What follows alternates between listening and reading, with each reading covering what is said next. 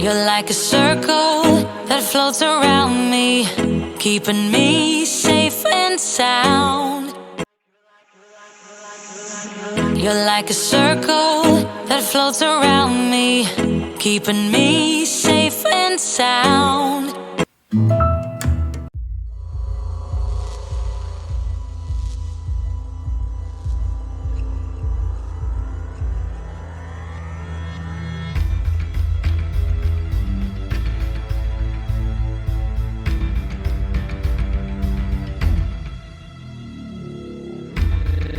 Kebijakannya lebih pro kepada negara luar, kepada asing daripada rakyatnya. Itu kita rasakan.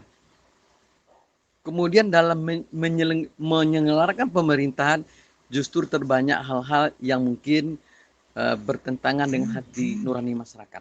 Dan ini harus kita koreksi bersama-sama.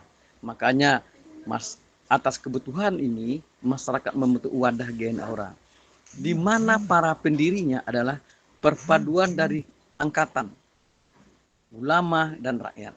Siapa itu angkatan? Adalah semua TNI Polri, semua jenderal purnawirawan, atau mungkin purnawirawan dari TNI dan Polri, ini adalah bergabung dengan GN Aura. Dan ini dimotori oleh salah satu jenderal yang sekarang menjadi ketuanya di GN Aura, yaitu Bapak Jenderal Marsikal Dr. Bestari R dari Angkatan Udara. Kemudian pendiri yang lain adalah Profesor Dr. Siti Fadila Supari, mantan Menteri Kesehatan Republik Indonesia. Beliau juga salah satu korban terhadap perjuangan beliau dalam membasmi atau mencegah flu burung. Dan sekarang beliau menjadi ketua Dewan Pembina di GN Aura. Dan para ulama, para kiai juga ada di GN Aura. Untuk masalah rakyat, itu seluruh profesi yang ada itu masuk di dalam kategori rakyat. Apakah tokoh adat, tokoh masyarakat, akademisi, tokoh perempuan, kemudian juga rektor dan sebagainya, itu ada di dalam GN Aura ini. Sehingga mereka mengadakan pertemuan-pertemuan sehingga terbentuklah yang namanya organisasi GN Aura. Kepengurusan GN Aura ini mulai dari level pusat sampai level kecamatan dan desa ada. Ada tingkat DPP, ada tingkat DPW, ada tingkat DPD untuk kabupaten kota, tingkat DPC untuk di tingkat kecamatan, dan tingkat PAC untuk tingkat desa dan kelurahan. Sehingga GN Aura ini memprogramkan dua hal menjadi prioritasnya. Yang pertama adalah pembinaan pelayanan publik. Apa saja bidang pelayanan publik? Semuanya. Termasuk informasi publik yang sekarang ini merupakan profesi seorang wartawan, seorang jurnalis. Supaya apa? Kita kembali ke jalan yang benar. Apalagi bidang agama, bidang hukum, bidang pendidikan, bidang kesehatan, bidang sosial,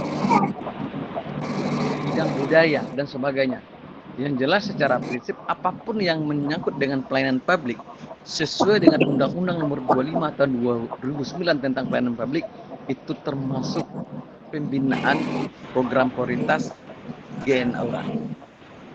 Yang kedua adalah pembinaan ekonomi kerakyatan melalui UMKM dan koperasi.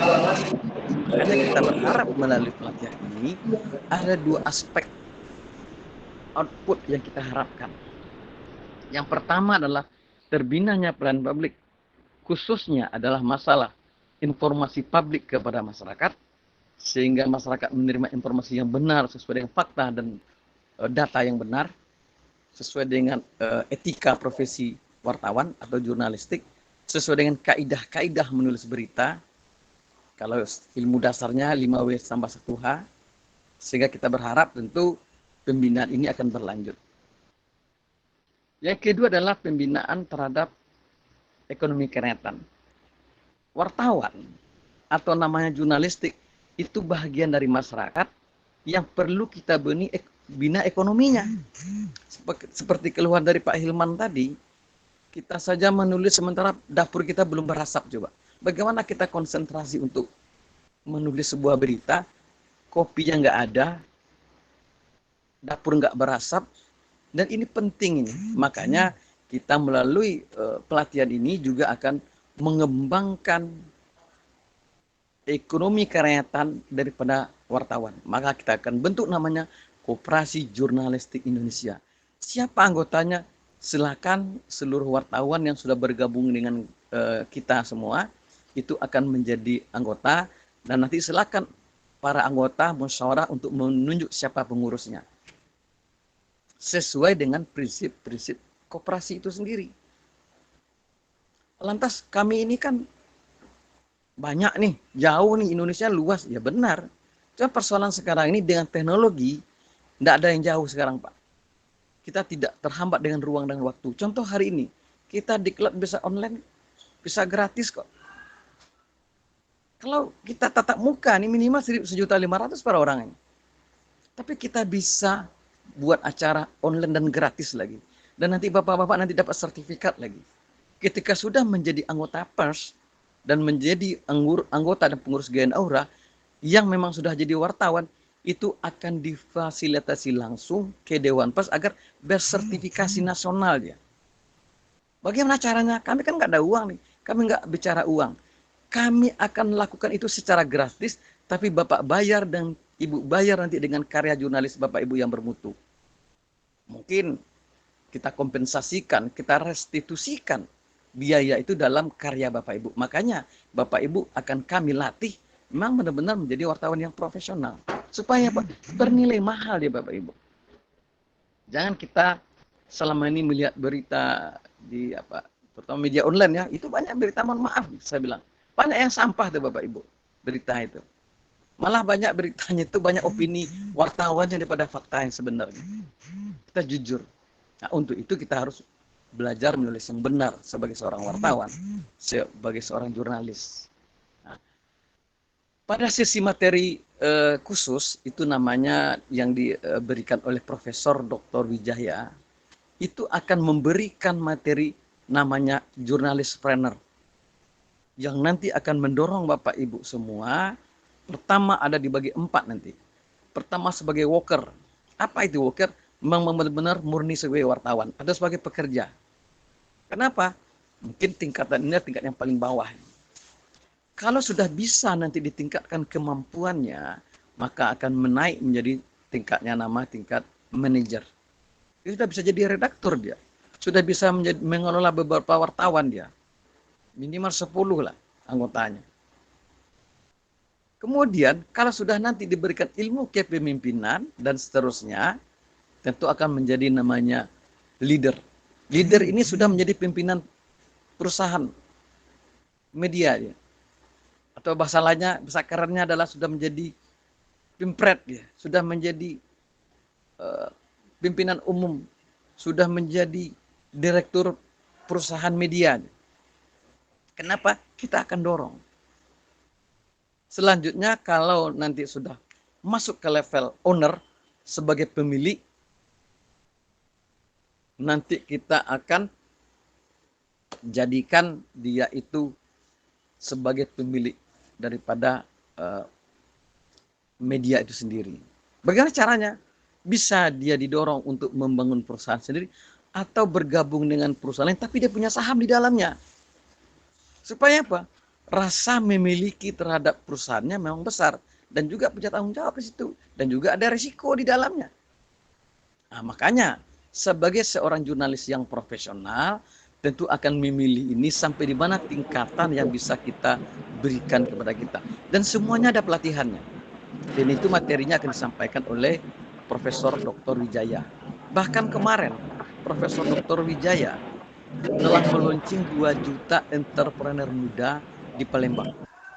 Bayangkan 2 juta. Dari mana entrepreneur muda itu? Itu dilatih dari siswa SLTA, santri, mahasiswa. Artinya apa?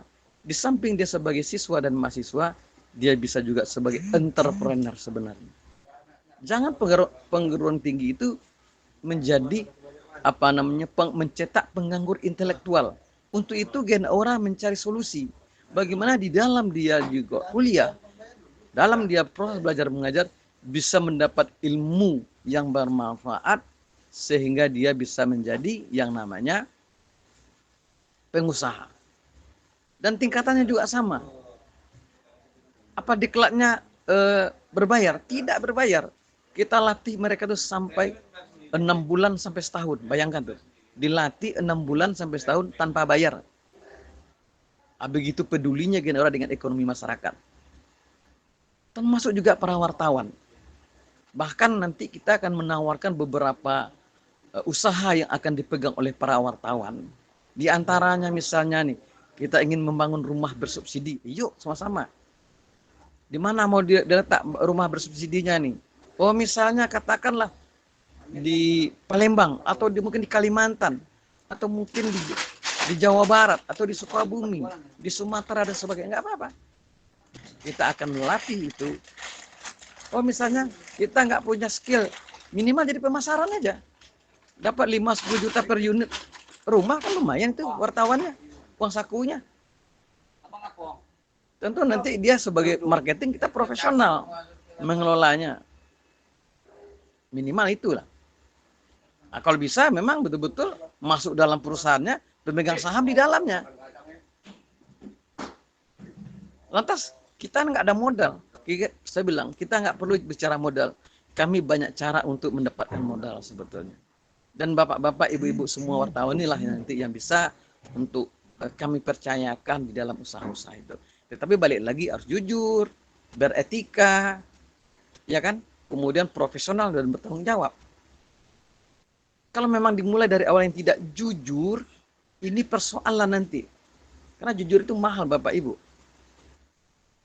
Nah, makanya kita melatih wartawan itu memang harus jujur, harus beretika, taat aturan. Ujungnya nanti harus bertanggung jawab. Ketika usaha-usaha yang kita bangun tadi, yang namanya dalam bentuk Koperasi Digital Indonesia, Koperasi Jurnalistik Indonesia, atau mungkin yang namanya akan disampaikan oleh Prof. Wijaya itu menyangkut dengan jurnalis-planner. Monggo Bapak Ibu berkiprah sesuai dengan domisili masing-masing. Kita akan memberikan ini, akan mendorong semuanya supaya kita berhasil. Dan kami mohon maaf tidak pernah bicara uang. Semua pelatihan kami buat gratis. Kami sudah melakukan pelatihan-pelatihan di Indonesia ini Bapak Ibu lebih dari 100 kelompok UMKM.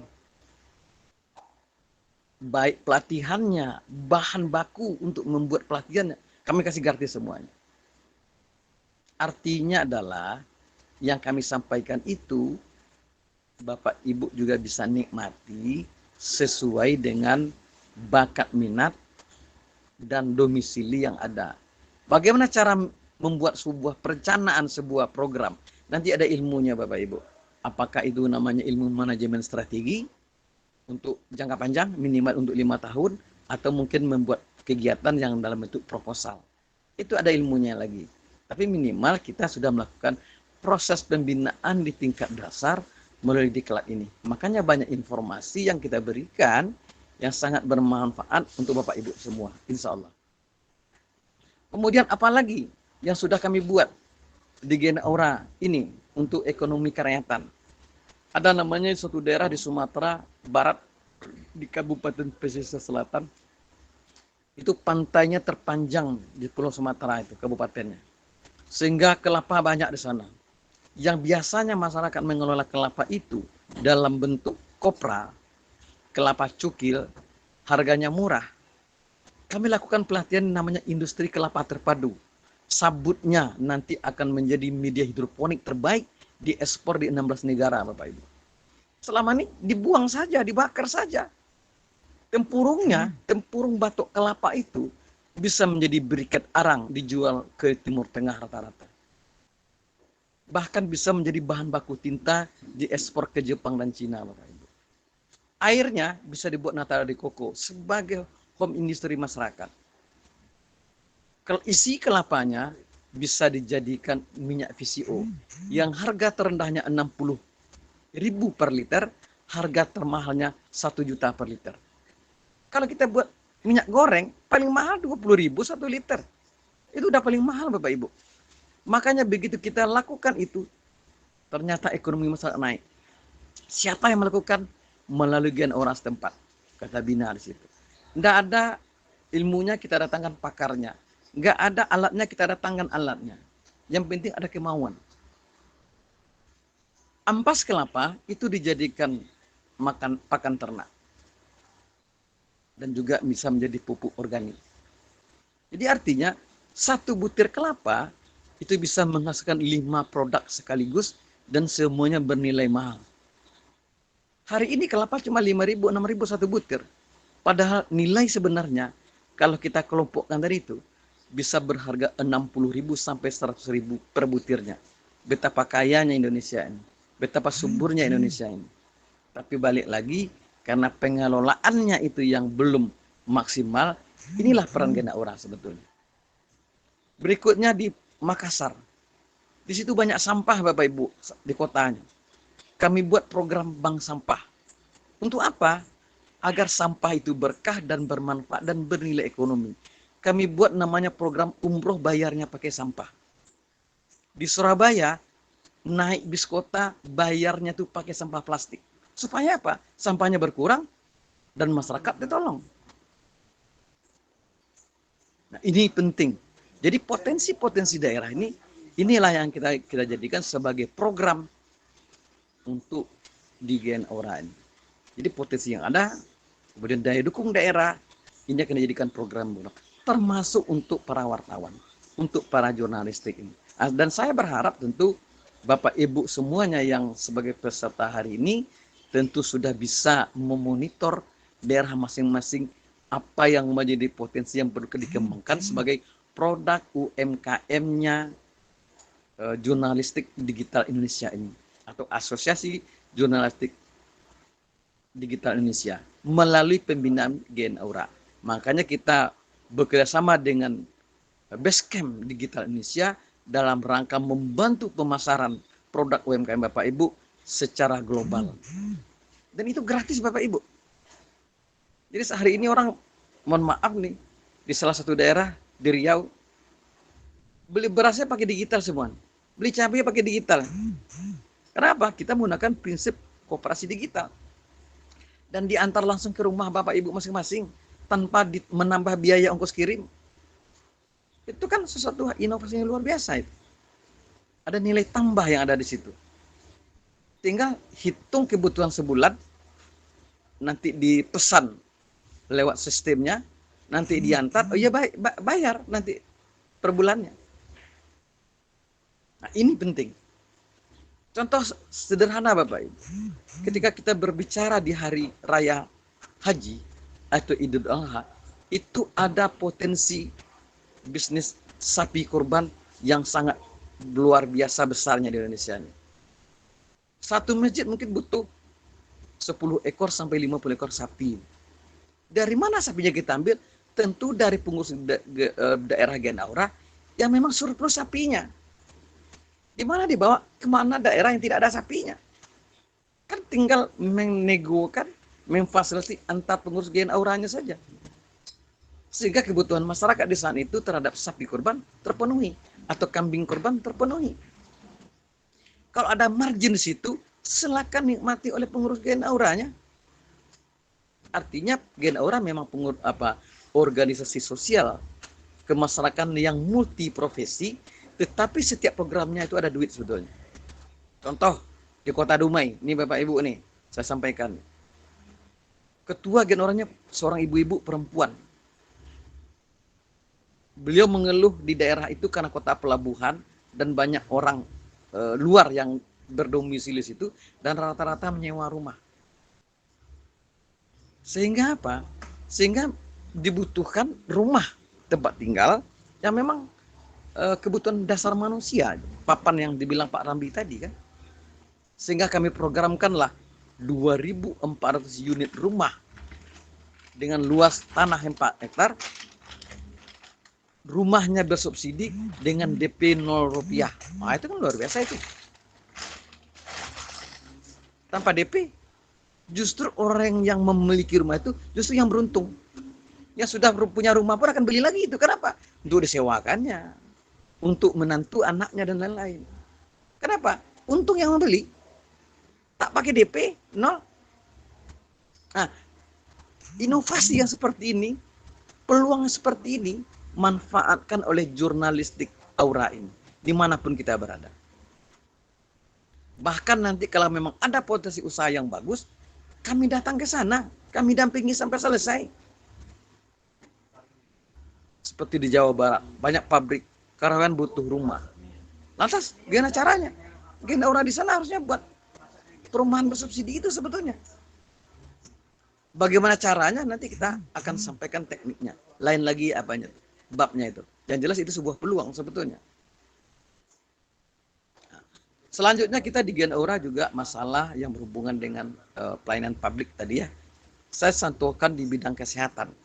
Di bidang kesehatan kita membuka ruang konsultasi kesehatan bisa berobat gratis secara nasional dan juga sampai ke luar negeri.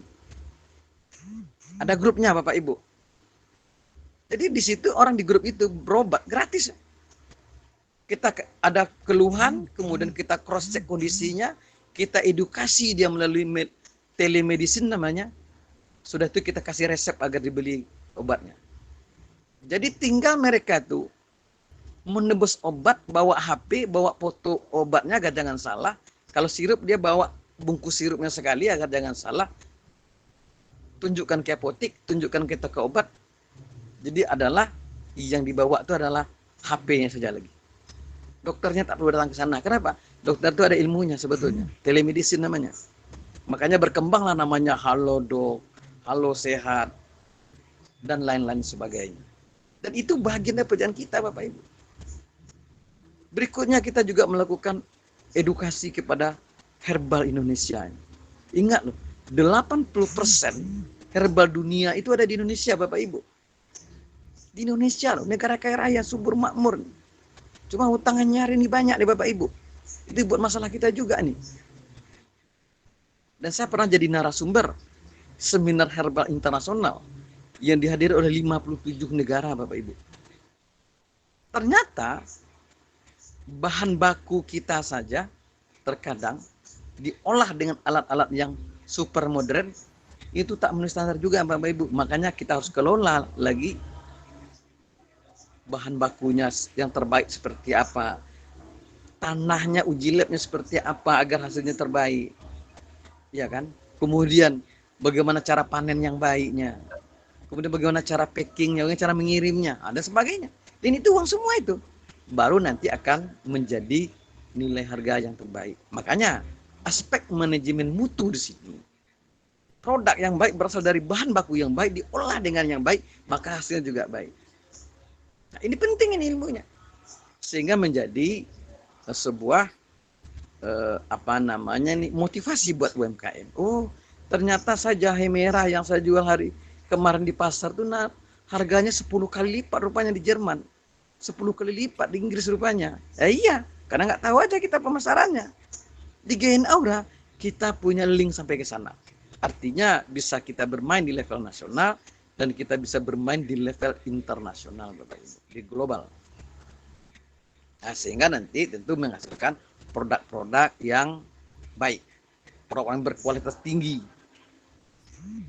Kemudian lagi di dalam masalah kegiatan lain, ada di daerah di Riau itu ada produksi ikan namanya, ikan kakap. Selama ini orang jual ikan itu ikan mati ya. Ya nilainya mungkin 60.000 per kilo rata-rata. Tetapi ketika buat inovasi baru, kita jual tuh ikan hidup ke Singapura, nilainya 10 kali lipat dari itu Bapak Ibu. Apa artinya? Sebenarnya kita ini banyak peluang yang bisa mengangkat ekonomi kita, cuma caranya nggak tahu. Nah, segala cara di Gen Aura ini karena memang kita banyak akademisi, banyak para pakar di sini dengan segala bidang disiplin ilmunya, kita manfaatkan mereka. Nggak bayar kok, gratis. Jadi pembinaan kelompok UMKM itu dibina oleh para pakarnya, oleh ahlinya. Bahkan di situ levelnya profesor, doktor, ada rektor segala macam. Ada guru-guru besar di dalamnya itu. Yang ahli-ahli di bidangnya. Tinggal kita memanfaatkan peluang ini untuk kemajuan, untuk meningkatkan ekonomi para wartawan di Indonesia ini. Ini yang paling penting. Nah, makanya kita ingin mengangkat, di samping profesional dia di dalam menulis berita sebagai seorang jurnalistik, tetapi juga ekonominya kita pikirkan melalui UMKM-nya, melalui ekonomi kerakyatan. Makanya di Digana Ora ini dua gendangnya. Pertama, kita akan meningkatkan kapasitas sumber daya manusianya. Yang kedua, meningkatkan ekonominya sendiri dengan program-program yang ada di Gen Ora. Saya yakin Gen Ora akan membantu sampai ke level itu.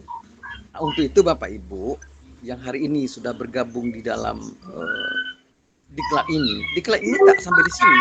Diklat ini sepanjang tahun ini ada, dan setiap bulan ada diklat yang sama.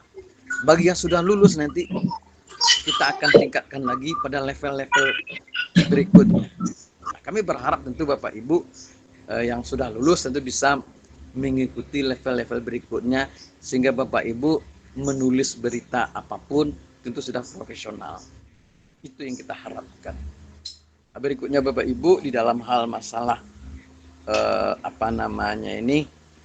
secara administrasi segala macam tentu kita akan lengkapi. Yang penting tentu Bapak Ibu akan menjadi anggota dan pengurus Gen Ora di mana Bapak Ibu berdomisili, sehingga akan dijadikan ini sebagai tempat-tempat, wadah-wadah yang bisa juga membantu ekonomi masyarakat sekitarnya. Kemarin kita baru mengadakan sekitar 100 pelatihan pembuatan sabun deterjen cair dengan bahan dari bahan herbal Bapak Ibu. Karena bahan herbalnya tidak ada efek samping, tidak beracun, dari turunan kelapa sawit Bapak Ibu. Dan itu kita berikan semuanya kepada masyarakat. Dilatih secara virtual, dikasihkan videonya, dikirim bahan bakunya. Di mana alamat. Kemudian dipantau. Hasilnya dibagikan ke masyarakat. Biayanya sangat murah, bermanfaat. Kenapa? Deterjen cair ini bisa dijadikan untuk cuci baju atau pakaian, cuci piring, cuci mobil, cuci motor, cuci lantai, perabot dan sebagainya. Asal dia aja, mandi itu ada lagi sabunnya. Tapi paling tidak dengan diklat pelatihan seperti itu, minimal kebutuhan kelompoknya itu terpenuhi. Minimal kebutuhan rumah tangganya itu terpenuhi. Modal cuma 45.000 bisa menghasilkan 5 liter deterjen dan sangat bermanfaat. Kualitasnya tidak kalah dengan Unilever Bapak Ibu, karena standarnya kita pakai itu. Nah, kita berharap yang seperti ini tentu kita berharap bisa juga dikerjakan oleh UMKM-nya jurnalis, UMKM-nya wartawan-wartawan. Tujuannya apa? Mendorong ekonomi Bapak Ibu naik semua. Itu yang paling penting. Bagaimana kita nak nulis berita, dapur tak berasap, kopi tak ada, rokok tak ada, ini yang masalahnya. Untuk itu kita mengajak Bapak Ibu agar membuat program-program yang berhubungan dengan peningkatan ekonomi anggota daripada jurnalis ini bisa kita dorong, kita bantu, kita fasilitasi. Selanjutnya tentu kami berharap kepada Bapak Ibu di dalam kegiatan kita ini tentu harus konsisten nih kehadirannya nih. Hari pertama, hari kedua, hari ketiga, dan selanjutnya sampai selesai harus konsisten. Kenapa? Ya materinya berbeda-beda, tugas juga berbeda-beda. Jangan nanti hari ini datang, besok tak datang lagi. Lantas nanti ribut di grup. Tanya ini, karena tak hadir. Kita pertanyakan semangat, itu motivasinya ikut itu. Kita sekarang ini, Bapak Ibu yang hadir semua ini, kita harapkan lulus semua. Kalaupun nanti lulus bersyarat dia, kita akan dampingi sampai bisa menulis dia. Agar semuanya bersertifikat lulus. Tapi dari kitanya juga harus ada motivasi. Ada mau berubah, harus mau belajar. Tentu kita akan membenarkan adalah tulisan yang benar, yang standar, yang memenuhi syarat. Kalau tidak, ini tak profesional kita.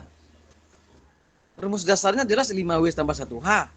Hanya hilang coba 5W tinggal lagi, kan orang ketawa nanti kan, inilah anggota Gen Ora nih kita coba, kita nanti dibuat malu kan, atau mungkin 5W nya jadi 2W lagi tambah 1H. Nah, itu minimal itu sebetulnya.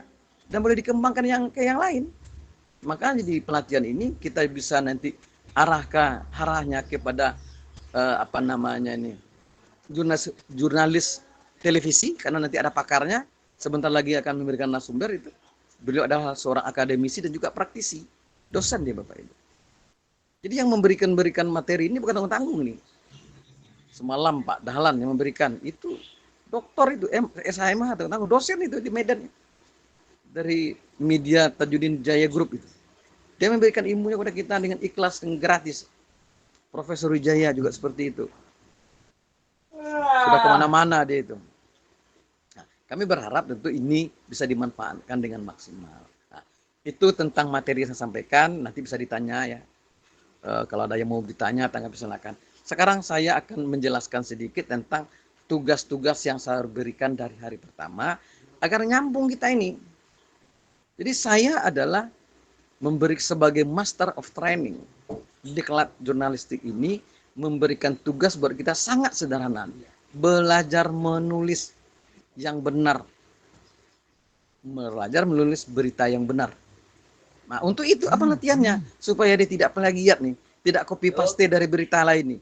Kita ambil sumber beritanya dari diklat ini. Setiap hari. Siapa yang mengikuti pasti tahu dia informasinya. Siapa yang tidak, ya tak tahu lah. Apa nak tahu beritanya, tak tahu informasi, tak tahu materi, tak tahu, apa nak ditulis. Kami berharap kita melakukan itu, setiap ada tugas, silakan dibuat. Sampai malam saya lihat, sudah menjapri saya beberapa, ya memang banyak lah. Dia banyak yang belum memenuhi standar membuat sebuah berita. Nah, makanya akhirnya saya lah yang merilis. Ini contohnya loh, rilis yang benarnya. Seperti narasumber, harus tahu ya kita namanya, apa judul materinya, poin-poinnya, itu kan nanti dikembangkan oleh seorang wartawan. Bahkan bisa sebetulnya kita ini melakukan wawancara khusus dengan narasumbernya, kan nomor HP ada di sini semua di grup ini. Saya mau konfirmasi ini, Pak, Bu, Kak, Bang, yang materi ini gimana sebetulnya nih? Saya kurang paham. Bisa dijadikan sumber berita kan? Salah satu sumber berita itu adalah narasumber ahli. Berita, fakta. Kemudian ahli. Dan itu semuanya narasumber. Karena kita media, kita menulisnya. Nah, tentu kita sebelum kita tanya narasumbernya, kita tahu dulu nih apa yang kita tanya nih. Sebagai melengkapi berita kita. Kalau misalnya terkait dengan Undang-Undang Pers nomor 40 1999, kan bisa kita download undang-undang itu sebetulnya. Itu jadikan sebagai narasumber juga itu, narasumber ahli. Berdasarkan undang-undang ini, selesai. Atau misalnya undang-undang IT, rambu-rambunya menulis agar tidak terjerat hukum kita. Atau mungkin masalah yang berhubungan dengan kode etik jurnalistik, dengan peraturan Dewan Pers nomor 8 tahun 2006, kita harus tahu itu. Sehingga kita menulis itu ada sumbernya. Semalam kebetulan memang judul materinya adalah aspek hukum dan etika jurnalistik. Memang itu judulnya. Ini kan saya mengevaluasi tugas-tugas yang semalam nih. Yang harusnya seluruh peserta sudah menyerahkan. Tapi nggak apa-apa. Karena ini adalah proses belajar, proses edukasi. Ya kita harus belajar dari kesalahan. Itulah guru yang terbaik. Dan pada besok, itu materinya akan diberikan oleh ahlinya. Sengaja kita memberikan tugas, belum diberikan materinya agar kita tahu nih, kita kemampuan menulis kita sampai di mana. Kalau ada salahnya di mana nanti kira-kira seperti itulah. Yang benarnya yang mana? Tugas kami nanti akan melakukan pendampingan. Pendampingan Bapak Ibu agar bisa dilepas begitu secara mandiri, itu kami dampingi 1-3 bulan untuk menulis berita. Agar berita itu berkualitas dan memenuhi standar. Kami dampingi. Salah kami koreksi. Kayak orang bikin skripsi lah, kira-kira gitulah. Tapi ini kan kalau berita kan paling-paling ya berapa kata lah itu. Mungkin halaman 2 halaman lah mungkin kalau dalam tulisan kertas kuarto lah ya. Tapi kita dampingi. Kami koreksi nanti salahnya di mana, kekurangannya di mana. Sehingga berita kita nanti akan berkualitas. Nah, silakan nanti sudah selesai diklat ini dan bersertifikat, terjun gunung lah, turun gunung lah untuk membuat berita. Kenapa? Setiap hari berita, setiap detik berita, Bapak Ibu. Cuma ada berita yang layak dimuat, ada yang tidak. Itu aja masalahnya kan. Kalau berita tak layak itu tak bernilai dia. Kalau beritanya yang layak, itu sumber uang semuanya itu. Contoh Bapak Ibu, ini contoh, mohon maaf. Sekarang lagi ada isu namanya nyamuk bionik. Bapak Ibu, saya yakin tahu. Cuma kan kadang-kadang kan kita nggak bisa nih. Isunya ada tapi pakarnya mana gitu. Kita mau wawancara orang siapa Pak ahlinya ini. Kan harus kita konfirmasi ke ahlinya kan. Apa dampaknya oleh masyarakat nyamuk dilepas nih. Udah ratusan juta dilepas nih. Apakah kita ini orang percobaan atau tidak nih? Kan harus ada tahu kita ini. Dan informasi ini bermanfaat buat masyarakat nih, dia bernilai nih. Karena berdampak luas kan. Masalah COVID-19 ini senjata biologi atau memang benar-benar persoalan COVID murni ini? Kan Bapak Ibu bisa juga tanya nanti. Kenapa? Antara COVID-19 dengan senjata biologi itu tidak ada bedanya, Bapak Ibu. Saya S2 saya intelijen virus, Bapak Ibu. Saya dokter. Saya direktur rumah sakit tahun 2010. Direktur rumah sakit 2010. Istri saya dokter, jenderal pangkatnya. Anak saya dokter semua. Jadi hal-hal yang begitu udah biasa tuh, makanan empuk lah. Kira-kira begitulah. Saya menginginkan supaya setiap berita itu berimbang dan profesional. Nah, mungkin itu dulu. Silakan Pak Ramli, kita buka sesi tanya jawab ini. Sudah mau takut melewati waktu saya ini. Silakan.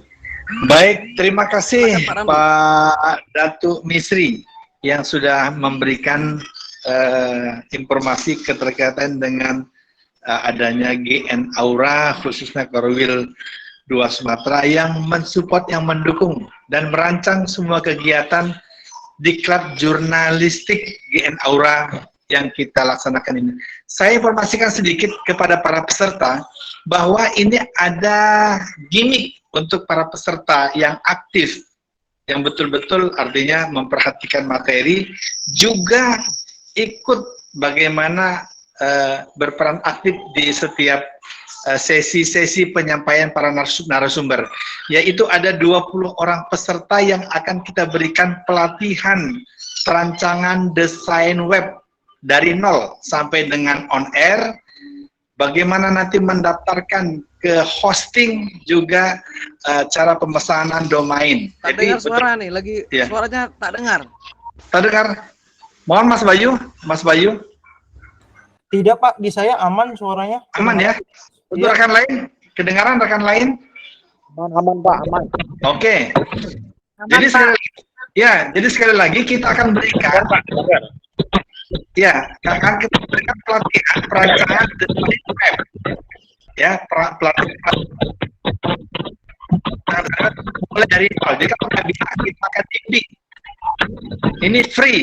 Kalau di kita convert ke rupiah, sekitar biayanya itu Rp750.000. 20 orang yang aktif akan kita berikan gimmick. Ini itu 20 orang peserta. Jadi hari ini dan besok termasuk kemarin, nanti kita ada tim pemantau dari Basecamp Digital Indonesia memantau keaktifan saudara sekalian di kegiatan kita hari ini. Baik, kita buka session tanya jawab. Ini mungkin saya lihat ini ada dari Papua. Dari Papua masih masuk ya, Bang Obok. Dari Papua Gunung. Silakan, Bang Obok.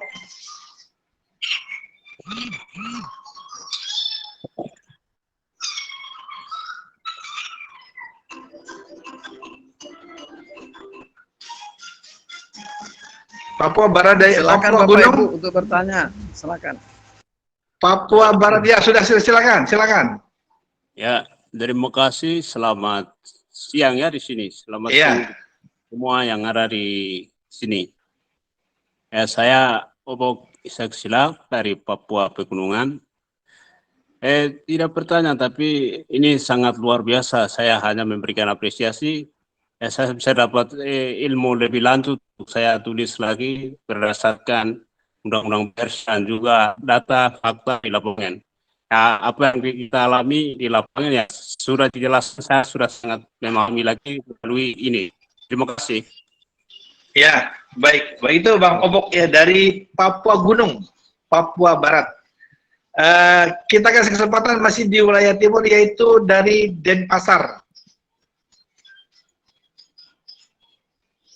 Denpasar, silakan dibuka mic-nya. Denpasar. Dari Kalimantan ada dari Kalimantan? Tidak ada. Dari Madura, Sumeneb. Biasanya Pak Bambang ini kalau dia ada hadir. Pak Bambang. Siap Pak, Kalimantan. Ya Kalimantan silakan. Ya. Iya ini. Ya. Assalamualaikum warahmatullahi wabarakatuh. Waalaikumsalam warahmatullahi wabarakatuh. Bapak Misri Hasanto. Izin Pak kenal, kita Sukirman dari Kalimantan Tengah, dari Kabupaten Bururaya Pak.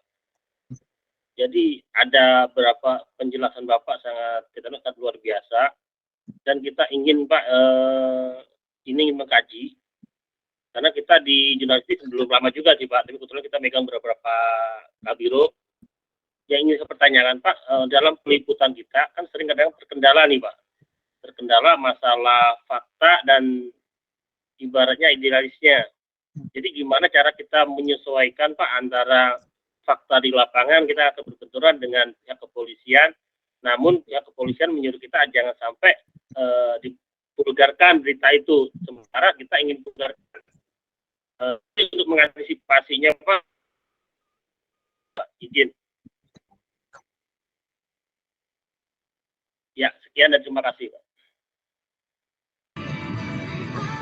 Ya silakan Pak Datuk dari Kalimantan, Bang Sulaiman. Ya, sebelum saya jawab, saya konfirmasi dulu pertanyaannya. Apakah pertanyaannya itu menyangkut dengan masalah berita atau ini menyangkut masalah penulisan? Kita dalam berita tulisan Pak, intinya. Jadi kan kita pernah membuat berita nih, hebatnya pernah kita membuat berita dan sementara itu belum terlalu kita publikasikan. Namun kita ditegur karena beliau sebagai pihak intinya buat kongres lah gitu Pak. Jadi kan otomatis dengan hati nurani ini sangat bertolak belakang Pak. Namun kita tidak ingin Mbaknya sampai menjadi suatu permasalahan. Jadi gimana cara kesimpulan supaya kita bisa mengambil kesimpulan itu Pak? Baik.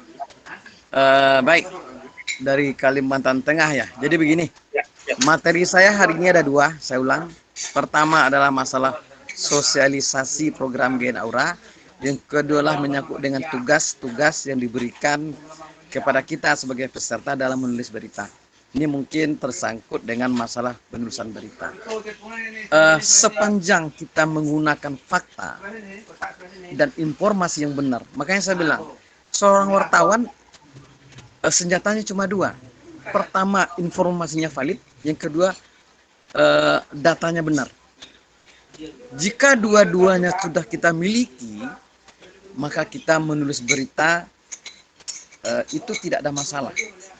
Yang jadi masalah menurut pengalaman kita selama ini adalah justru lebih banyak opini wartawannya daripada faktanya. Ini yang masalah ini. Sekarang sumber beritanya, sumber narasumbernya pak wartawannya, atau orang lain nih. Kalau kita media itu kan kita media, artinya kita tempat wadahnya berkumpul informasi yang valid kan. Bukan kita pula beropini di dalamnya. Nah, kita melihat dalam kita menulis berita lebih banyak opini. Siap. Ya, sebentar. Masih dengar suara saya? Siap. Ini Pak. Tadi sempat putus. Baik, tadi terputus ya. Lebih banyak opini kita daripada faktanya. Ini yang kita ya perlu luruskan kembali dalam menulis berita. Yang namanya media adalah tempat atau wadah informasi, data dan fakta dari berbagai sumber. Sumbernya bukan kita ini media kan. Betul. Ibarat gelas nih, ya gelasnya itu kita. Airnya dari mana-mana boleh, ada campur garam, dikasih gula, air, sirup dan sebagainya boleh aja. Tapi itu sumbernya dari bukan kita gitu. Nah, itu yang penting ini. Satu lagi, jangan lupa setiap berita itu harus berimbang. Jangan kita membuat sebuah berita orang seakan-akan kita hakimi pula. Sementara dia tuh tak pernah kita minta informasi ke dia. Iya kan? Kebanyakan seperti itu nih. Beritanya berat sebelah gitu. Padahal sebenarnya berita tuh salah satu prinsip jurnalis itu ya beritanya harus berimbang. Sehingga kita bagaimana teknik mencuri informasi dari seorang itu namanya teknik investigasi jurnalistik namanya. Kembali kepada rumus 5W+1H. Dan itu ilmu dasarnya bisa dikembangkan dalam menulis. Makanya kita juga harus punya narasumber ahli di bidangnya. Kalau bidang yang kita urus misalnya bidang hukum, tentu mungkin ahlinya adalah mungkin pengacara atau mungkin dosen atau akademisi di bidangnya. Kalau misalnya kita urus mungkin masalah urusan narkoba, tentu ahlinya ada. Mungkin BNN, mungkin dosen dia, akademisi, atau mungkin dokter dia karena menyangkut penyakit. Sekarang saya coba nih ilustrasikan kepada kita. Pengguna narkoba itu korban atau pelaku sekarang. Ini contoh aja nih, tapi kita tak perlu dikembangkan. Tapi hanya saya memberikan ilustrasi. Menurut Undang-Undang Kesehatan, pecandu narkoba itu adalah korban. Dia itu menderita penyakit, makanya direhab. Yang terjadi sekarang apa coba? Pecandu itu dijadikan pidana kan? Dijadikan objek mata pencarian penegak hukum kan? Itu yang masalah kan? Sudah korban dia itu dimasukkan ke dalam penjara lagi. Diperas duitnya. Nah, kira-kira berapa dosanya itu bapak-bapak, ibu-ibu semua? Makanya kita harus punya narasumber ahli di situ. Jangan hanya mengikut apa yang kebiasaan. Belum tahu kebiasaan itu benar bapak ibu. Kenapa? Nggak mungkin ada dua undang-undang, misalnya Undang-Undang Nomor 35 nih tahun 2009 dan juga Undang-Undang Kesehatan nomor 36 tahun 2009 itu bertabrak dia. Kenapa? Penerapannya yang salah sekarang ini. Nah, untuk itu perlu kita koreksi ini. Bagaimana menyuarakan ini? Jika ada persoalan, ya kita cari sumbernya, kita cari ahlinya, sehingga ahlinya yang ngomong, bukan kita yang ngomong. Yang anehnya kadang-kadang wartawannya yang ngomong di dalamnya. Itu yang tak ya, boleh mungkin Bapak. Cukup mungkin Pak Datu ya penjelasan. Oke, silakan. Untuk Herman di Kalimantan Tengah cukup ya. Ya. Baik, kita lanjut ke Jawa Timur. Perwakilan Jawa Timur ada yang mau ditanyakan? Interupsi Bang.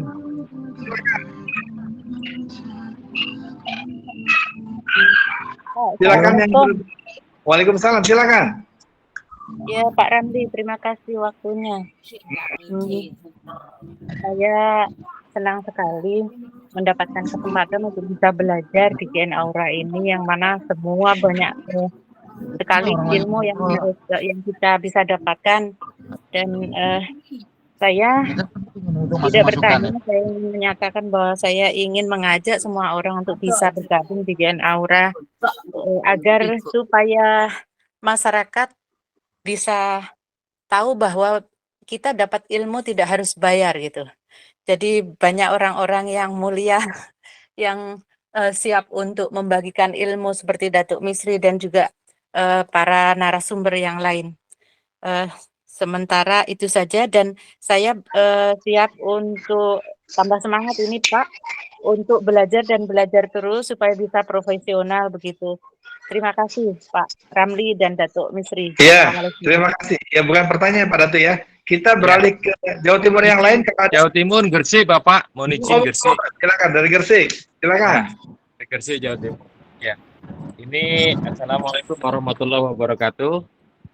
Waalaikumsalam warahmatullahi wabarakatuh. Alhamdulillah, saya baru bergabung dan belajar banyak di sini. Intinya Pak, saya menyimak selalu dari hari pertama dan kedua dan awal itu senang sekali Pak. Terus yang kedua, mungkin saya akan kenalkan diri Pak. Kenal diri, saya kebetulan saya kan pendamping KUKM ya di Jawa Timur ya. Mungkin kita bisa berkolaborasi sama sama hal di sini terkait tentang masalah pemberitaan gitu. Itu aja Bapak, mungkin sedikitnya mohon maaf perkenalan dulu Bapak gitu. Mohon izin. Iya, terima kasih dari Gresik Bang Semesta Karya ya. Jadi saya sampaikan ini bukan pertanyaan ke materi. Jadi harapannya ke depan bisa dibentuk DPD, DPW untuk Jawa Timur. Nanti konfirmasi ke kami untuk bisa dibentuk itu sehingga bisa menaungi rekan-rekan kita baik wartawan maupun UMKM khususnya. Begitu. Jawa Timur. Kebetulan saya pendamping UKM Jawa Timur, Pak, di bawah naungan Dinas Koperasi UMKM. Iya. Nah, sekarang diperlibatkan oleh GN Aura. Jadi kita nanti akan ngeling ke DPP pusat. Siap. Ya? Siap. Oke, siap, Pak Ramli, siap. Jawa Terima Timur, kasih, Pak Ramli. Jawa Timur lain atau? Instruksi, Bang. Ya, silakan. Assalamualaikum warahmatullahi wabarakatuh. Salam hormat buat Pak Datu, Pak Ramli, dan juga para senior semuanya. Izin Bang bertanya begini. Ini kan di lapangan saat ini contohnya banyak rekan media membawa KTA tiba-tiba membackup sebuah kasus, salah satunya misalkan kriminal. Nah, ketika kita mau menghajar lokasi tersebut, tiba-tiba mereka datanglah keluar dengan menggunakan bahwa saya ini adalah media. Padahal setahu saya media itu adalah memberitakan, mempublikasikan apa yang dia temukan. Nah, pertanyaan saya bagaimana menyikapi jika ada rekan wartawan kita dalam berbicara tanda kutip oknum lah. Itu bagaimana menyikapi hal tersebut begitu Pak Ramli, Pak Datuk, terima kasih. Assalamualaikum. Silakan Pak Datuk. Baik, terima kasih. Ini pertanyaan sangat luar biasa dan penyakit ini hampir terjadi di semua daerah nih Bapak. Jadi begini, setiap wartawan atau jurnalistik pasti dia menggunakan atau sebagai anggota profesi dengan wadahnya masing-masing, betul kan? Untuk itu, dalam proses pembinaan anggota profesi wartawan ini, tentu harus ada proses pembinaan. Nah, makanya khususnya untuk anggota wartawan yang berasal dari organisasi profesi yang dibina oleh GN Aura, ini akan kita jamin Bapak Ibu semua tidak ada seperti itu. Kenapa? Kita tahu selama ini, mohon maaf nih, saya buka saja, ada di antara media yang memberikan kartu pers itu ya seperti menjual kacang goreng saja Bapak Ibu, mohon maaf. Dan dia tidak pernah dilatih dan dia tidak tahu tata cara menulis. Bahkan dia ikut kawannya saja. Dan ini adalah proses pembinaan. Kenapa? Kalau ini persoalannya dilaporkan kepada Dewan Pers, ini masalah besar ini. Pertama masalah sama orangnya, kedua masalah sama medianya. Bahkan medianya bisa ditutup Bapak Ibu. Tidak tanggung-tanggung untuk persoalannya.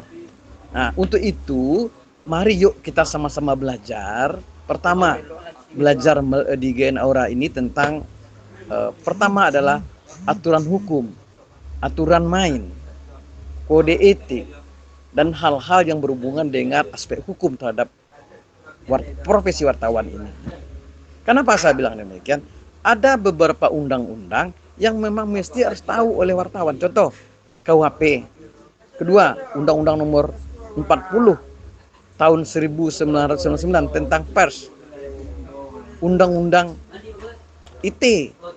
Karena ini menyangkut berita bohong dan sebagainya. Dan satu lagi adalah undang-undang namanya Undang-Undang Nomor 25 tahun 2009 tentang pelayanan publik. Kenapa? Salah satu yang memberikan pelayanan publik berupa informasi publik ya wartawan. Dia harus tunduk dengan undang-undang pelayanan publik itu. Harus tunduk dengan undang-undang pers itu. Harus tunduk dengan kode etik jurnalistik yang ada gitu. Minimal memenuhi standar dia. Nah, makanya kita melalui GN Aura akan melakukan pembinaan anggota kita. Lantas kalau ini terjadi di tengah masyarakat seperti apa? Kita sebagai sesama mungkin kalau memang mereka wartawan, ya kita ajak diskusi dia agar mereka kembali ke jalan yang benar. Itu aja. Kenapa? Kalau kita nanti berikan mereka itu semacam sanksi, nggak bisa juga. Dia mungkin anggota profesi mana dia nggak tahu kita. Tanggung jawabnya ya pengurusnya lah. Tapi kalau dari GN Aura kita jamin Bapak Ibu, kita akan jamin supaya mereka benar-benar bisa menulis, benar-benar taat aturan. Makanya diadakan diklat. Kita adakan pelatihan ini. Demi apa? Demi menyelamatkan Bapak Ibu semua dari jerat hukum sebetulnya. Kenapa? Banyak wartawan kita ini hanya ikut dengan kawan, kemudian nanti belajar menulis, lantas udah jadi wartawan pula dia. Entah iya entah tidak pun kita nggak tahu kan. Nah ini keterangan dari saya Pak Ramli. Silakan. Baik Pak Datuk, terima kasih informasinya. Ini karena keterbatasan waktu di sesi ini, saya siapkan untuk 2 orang penanya lagi. 2 orang, silakan. Izin Bapak. Ya, silakan. Lamongan. Lamongan. Silakan. Perkenalkan, nama saya Iwan dari Lamongan. Saya setuju dengan apa yang diutarakan rekan saya yang ada di Gresik. Soalnya banyak sekali rekan-rekan itu yang lalu lalang mengatasnamakan media, tapi kualitasnya kan kurang memadai. Kemarin saya sharing dengan salah satu Pimret, apakah perekrutan wartawan itu asal mendapatkan administrasi atau bagaimana, itu dibilangnya itu hak Pimret. Ngapain saya tanya-tanya seperti itu kan? Nah itu yang saya sayangkan, bagaimana menyikapi hal seperti itu Pak. Misalnya beberapa kepala desa dan instansi yang terkait itu mengeluhkan banyaknya rekan-rekan wartawan, rekan-rekan yang mengatasnamakan wartawan, tapi kualitasnya ini kurang. Terima kasih Pak. Dan ini yang terakhir, kita ini kadang-kadang dibenturkan dengan rekan-rekan yang ada di PWI Bapak. Itu saja. Terima kasih. Ya, Pak Datuk silakan. Singkat. Jelas, padat. Ya, mohon diulang lagi yang sebentar nih, pertanyaannya apa? Mohon. Yang pertama gini Pak, saya setuju dengan ya terkait KTA, rekan-rekan wartawan itu kan banyak yang mengeluh lah.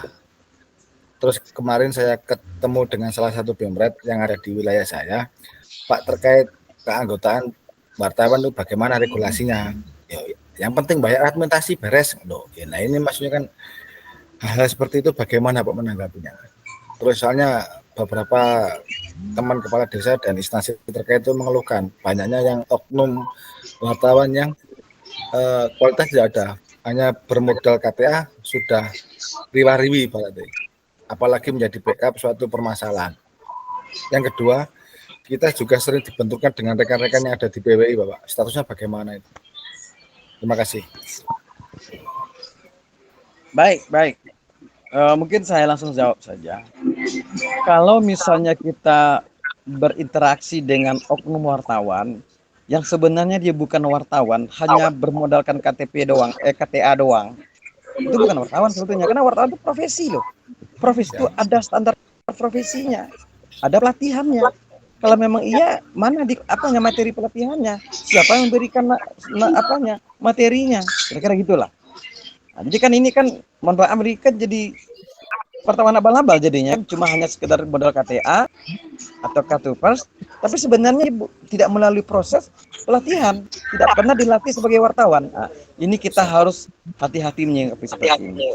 Minimal kita harus bisa mengingatkan kawan-kawan kita ini supaya dia ikut pelatihan sebagai wartawan yang benar, jurnalis yang benar. Kalau tidak, risikonya Pak, dia sendiri bisa dipenjara loh Bapak Ibu. Iya kan, bisa dipenjara kan? Karena nanti dia akan melanggar banyak aturan sebetulnya. Itu satu. Yang kedua, ketika kita dibenturkan dengan PWI. PWI itu salah satu organisasi profesi wartawan. Enggak apa-apa. Kita juga punya profesi organisasi wartawan yang diakui pers, Dewan Pers. Tidak ada masalah. Cuma standar profesi kita, standar etik kita itu ya mungkin berbeda dengan mereka.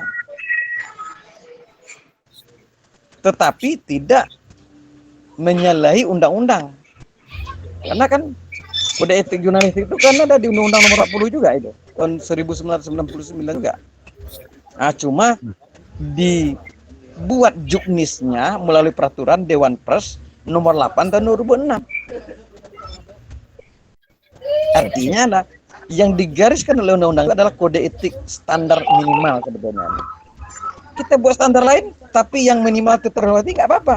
Dan kita juga punya punya organisasi tersendiri. Mau dibentur-benturkan, mana bisa? Kenapa? Karena kita mempunyai wadah tersendiri, mempunyai aturan main tersendiri, mempunyai induk tersendiri, dan diakui secara undang-undang. Tidak ada masalah. Yang jelas sekarang ini, kalau ada persaingan di antara organisasi profesi wartawan, itu bersaing sehat saja kita. Kita tunjukkan kualitas kita saja. Kita kalau punya lampu, jangan mematikan lampu orang. Silakan hidupkan lilin kita. Tapi lilin orang jangan dimatikan. Dan mudah-mudahan kita lebih terang daripada orang itu. Itu saja pesan saya. Iya, Pak Iwan dari Lamongan, mudah-mudahan ini wacana yang baik. Jadi kita juga nanti ada naungan GN Aura ya, yang akan menaungi. Jadi difasilitasi GN Aura. Jadi walaupun nanti kita dibenturkan dengan PWI, kita punya legal yang jelas. Sebentar ingin interupsi. Artinya kita memang difasilitasi oleh Pak Datuk dan tim nanti untuk melegalkan kegiatan kita ini. Ya silakan yang interupsi satu orang lagi ya, karena waktu. Silakan. Oke, perkenalkan nama saya Saiful dari Garut, Jawa Barat.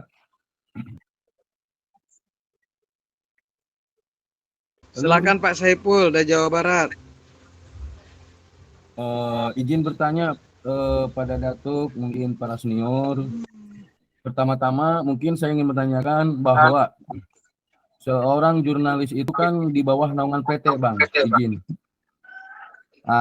Seharusnya ada kewajiban dari pihak PT untuk memberikan upah terhadap jurnalis. Nah, sementara fakta di lapangan ini tidak dilakukan oleh pihak PT tersebut. Itu yang pertama. Terus yang kedua, ada surat edaran dari Dewan Pers bahwa yang namanya profesi jurnalis tidak boleh merangkap jabatan, baik masuk di Ormas ataupun di LSM. Izin petunjuk. Terima kasih. Assalamualaikum warahmatullahi wabarakatuh. Salam satu kala. Waalaikumsalam warahmatullahi wabarakatuh. Mantap, luar biasa pertanyaannya. Ini. Jadi begini, khusus untuk pertanyaan ini akan dijawab oleh ahlinya, yaitu Dr. Wijaya. Karena materi ini dengan masalah standar pembiayaan karya jurnalistik. Berapa rupiah sih itu rilis kriteria dan apa kayaknya? Misalnya berita seremonial sama dengan berita investigasi, nilai angka-angkanya nanti ada yang menyampaikan. Karena ada ahlinya, Bapak. Nah, dan ada materinya juga. Oke, saya tidak bisa jawab. Yang dijawab ahlinya. Ya, terima kasih. Baik, Bapak Ibu sekalian, ini karena waktu ya, kita masuk ke materi kedua. Ini materi pertama.